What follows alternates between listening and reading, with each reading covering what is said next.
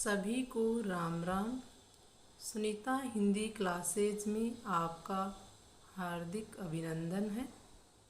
आज हम बिहार शिक्षक भर्ती परीक्षा के पाठ्यक्रम के आधार पर दूसरा टॉपिक संधि का अध्ययन करेंगे, जो आगामी प्रतियोगी परीक्षाएं RPSC, DSSB, KVS, NVS, CTET, REET सभी प्रतियोगी परीक्षाओं के लिए संधि सहायक होगी। सबसे पहले हम इस वीडियो में संधि के जितने भी नियम होते हैं उनकी सारणी के अनुसार अध्ययन करेंगे। आगामी वीडियो में हम इनसे संबंधित प्रश्न उत्तर लाएंगे। तो आइए सबसे पहले हम संधि की परिभाषा जानते हैं। संधि दो शब्दों का मेल होता है, सम धन दी।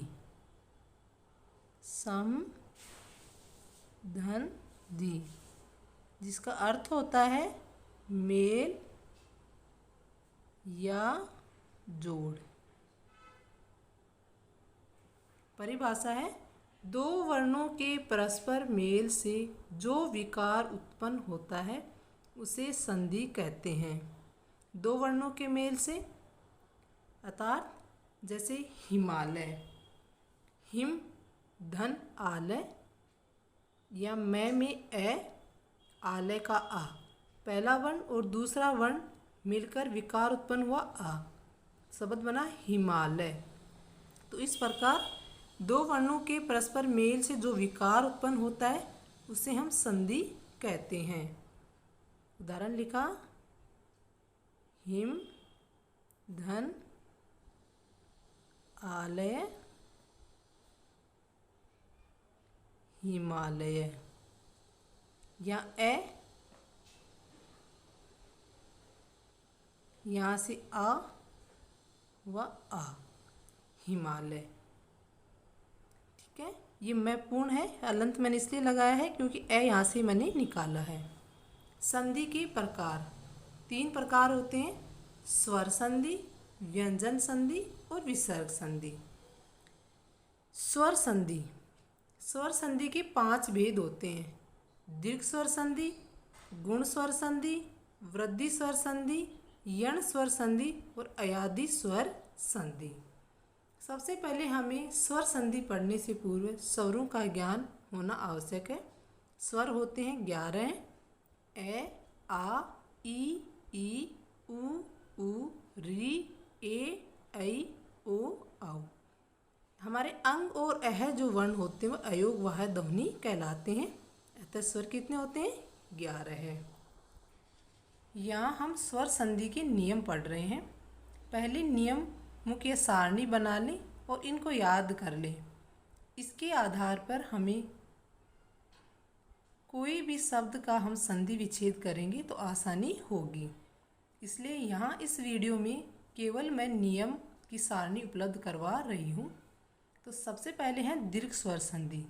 दीर्घ स्वर संधि में एक आसान तरीका है कि हमें जो स्वर शुरुआत से होते हैं ए, आ, ई, उ, इन्हीं स्वरों के साथ समान स्वर अर्थात ए, आ के साथ ए, आ, ई के साथ ई, उ के साथ उ आने पर इनका दीर्घादेश ए, आ का आ, ई का ई, उ का उ हो जाता है। तो सबसे पहले दीर्घ स्वर संधि में हम स्वर की शुरुआत के जो स्वर हैं 6 स्वर, उन 6 स्वरों के समान ही स्वर आएंगे और उनका दीर्घादेश होगा, वहाँ दीर्घ स्वर संधि होगी अर्थात दोनों तरफ समान स्वर। मैं एक उदाहरण देकर समझाती हूँ। जैसे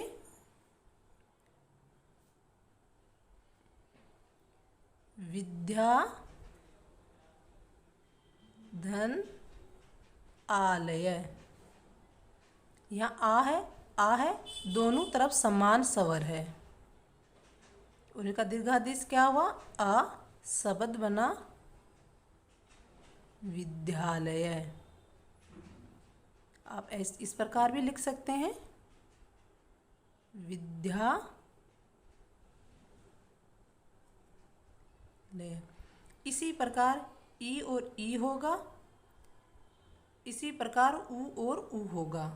हम उदाहरण आगे के वीडियो में करेंगे, यहाँ सिर्फ नियम समझेंगे। गुण स्वर संधि, जब ए आ स्वर के साथ ए समान स्वर अर्थात ए आ के तुरंत बाद ए आ नहीं आना चाहिए, ई उ री आता है, तब ये स्वर ए ओ अर में परिवर्तित हो जाते हैं। कैसे? जब ए आ के परे ई आता है तब ए हो जाता है, अर्थात एक मात्रा, इसकी एक मात्रा होती है। ए आ के परे उ आता है तो ओ बन जाता है, अर्थात ये मात्रा। ए के आ के पश्चात री आने पर अर बन जाता है।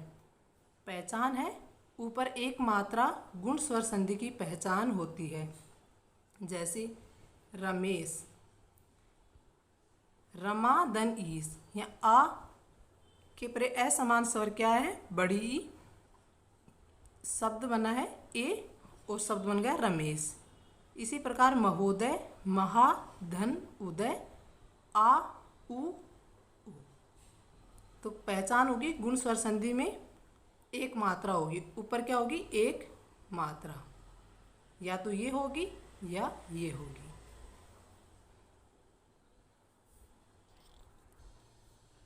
वृद्धि स्वर संधि, गुण स्वर संधि में क्या है? वह ए आ के बाद ई उ और री आया था।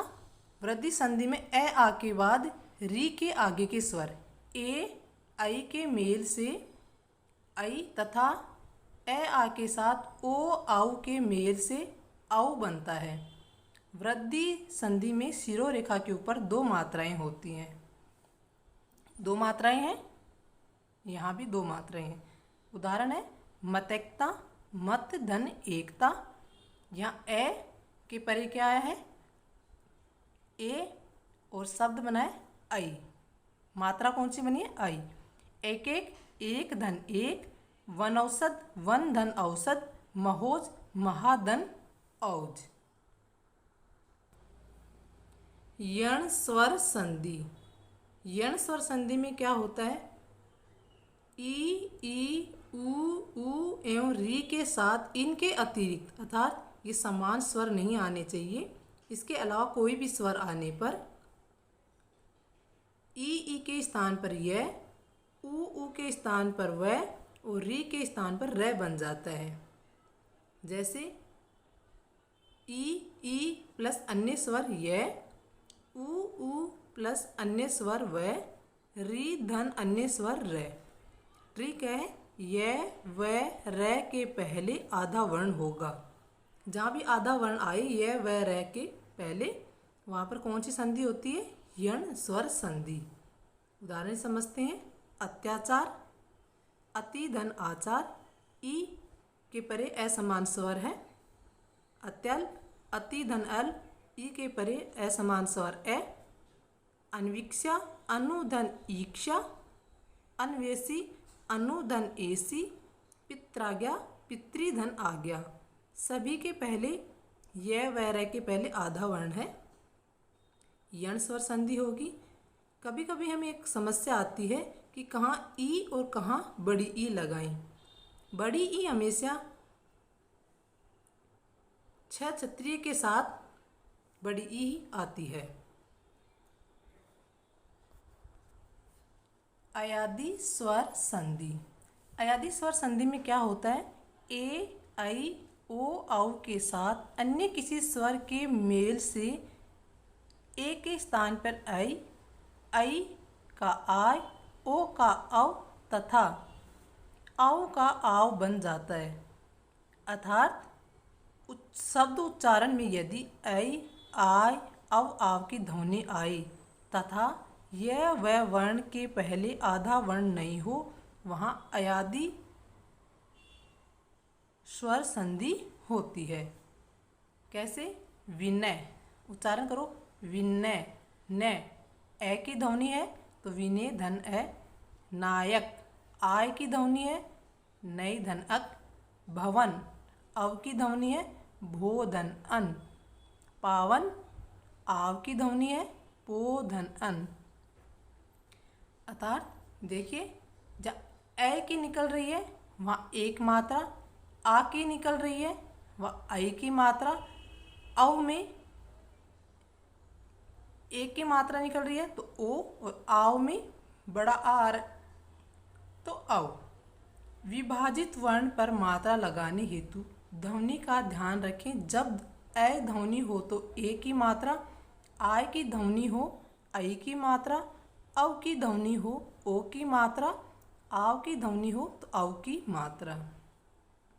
ये स्वर संधि के 5 भेद हैं। 5 भेद की परिभाषा एवं उनके नियम हैं।